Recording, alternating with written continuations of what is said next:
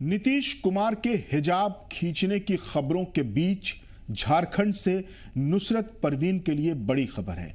झारखंड के health minister doctor Irfan Ansari ने नुसरत परवीन को झारखंड में सरकारी नौकरी ज्वाइन करने का खुला ऑफर दिया है।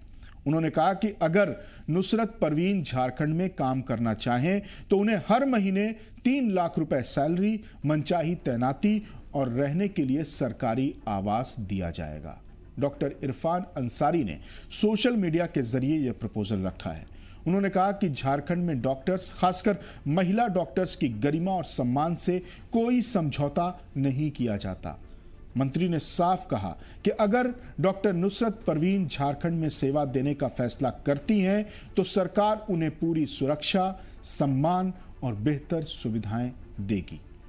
ये पहला ऐसा किसी मंत्री का बयान है जिससे शायद नुसरत परवीन को थोड़ी राहत मिले, वरना कई मंत्रियों ने तो बड़े मर्दाना जवाब दिए हैं। उत्तर प्रदेश के मछली पालने वाले मंत्री और निषाद पार्टी के लीडर संजय निषाद ने जो कहा वो नीतीश कुमार के बर्ताव से एक कदम आगे है।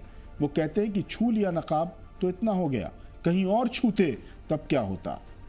केंद्रीय मंत्री गिरिराज सिंह कहते हैं कि नीतीश कुमार ने कोई गलत काम नहीं किया है, नीतीश कुमार ने सही किया।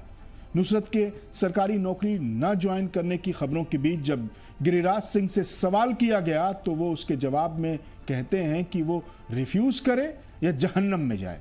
यानी नीतीश कुमार हिजाब नोच रहे हैं, संजय निषाद कहीं और छूने के बयान दे रहे हैं, गिरिराज सिंह जहन्नम भेज रहे हैं और देश खामोश है, समाज खामोश है।